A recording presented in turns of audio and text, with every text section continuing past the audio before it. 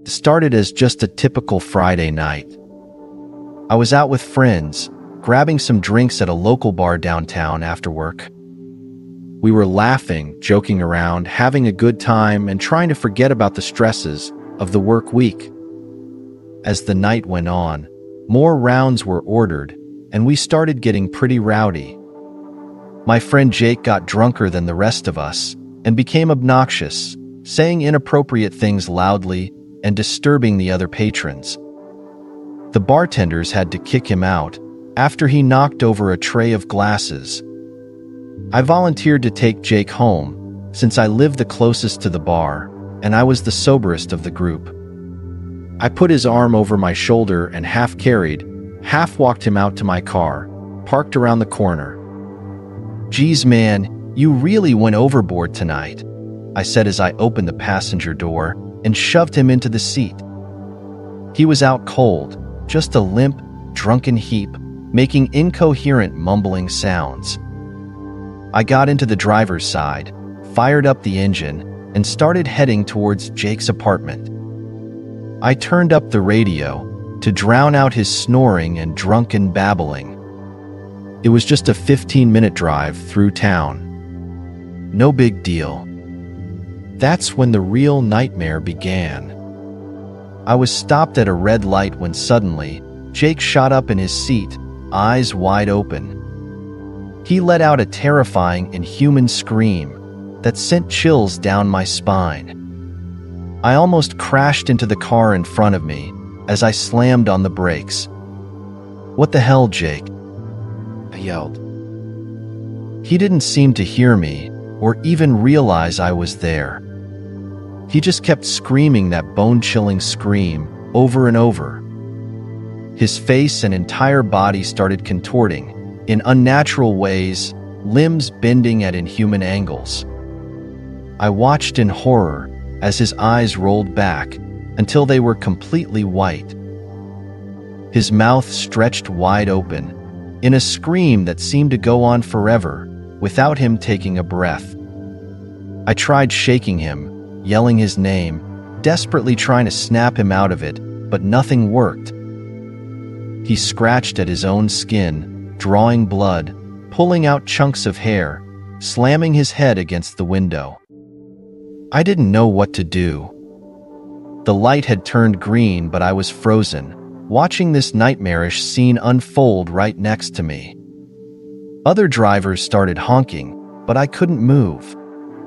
Jake fell out of the seat and started violently convulsing on the floor of the car, eyes bulging, veins protruding all over his skin. Finally, after what seemed like an eternity, he went still. I reached down, tears streaming down my face, and felt for a pulse. There was none. My best friend was dead right in front of me. I screamed and screamed until my voice was hoarse. What the hell had just happened? I didn't understand any of it. One minute Jake was just drunken and obnoxious. The next it was like he was possessed by a demon, killing himself with his own body. I managed to pull myself together enough to drive to the police station in a daze, Jake's lifeless body still on the floor of the passenger side. I burst into the station, screaming for help. The next few hours were a blur. Police took statements. The body was taken to the morgue. I broke down crying over and over. There was no explanation for what happened, no logical reason why a healthy person would just start convulsing and scream themselves to death like that. I tried to put the disturbing incident behind me, but I couldn't stop replaying it in my head. How could a human body even bend and contort like that? The screams still echoed in my mind, forever seared into my memory. Every time I closed my eyes, I saw Jake's eyes bulging out, rolling back until they were just blank whites. I took time off from work, staying home and not leaving my apartment. I stopped sleeping, plagued by night terrors whenever I drifted off. I saw shadowy figures in the corners of my vision, heard faint screams that sounded like Jake's on the edge of perception. I jumped at every little sound, my heart racing. I started having panic attacks on a daily basis. I knew I was losing my grip on reality. My other friends came by to check on me, worried about my strange behavior. I screamed at them to leave me alone, that they didn't understand, that they couldn't help me. I stopped letting anyone in my apartment putting a chair against the door to barricade it shut. That's when it started happening again. I was lying in bed one night when suddenly that same unearthly, demonic scream started echoing all around me, shaking the walls. My hands shot up to cover my ears, but it did nothing to drown out the shrieking din. Looking around wildly, I saw Jake materialize before me.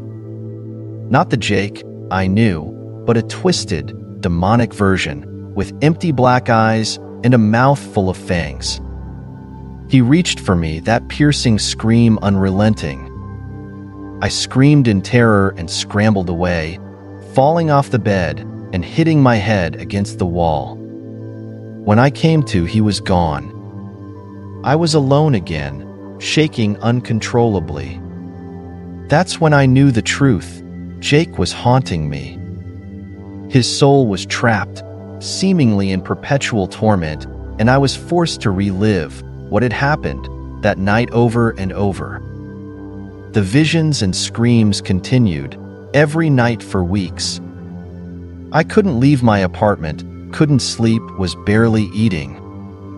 Eventually, the shadowy figure that looked like the demonic version of Jake wasn't just appearing in visions. It started to feel real, physical. I awoke one night to that thing on top of me, holding me down and screaming directly in my face, its putrid breath overwhelming me. I thrashed and fought, finally pushing it off and jumping up. This time, it didn't disappear. It stayed, slowly stalking me around the apartment, screaming and shrieking endlessly. My heart was going to explode out of my chest.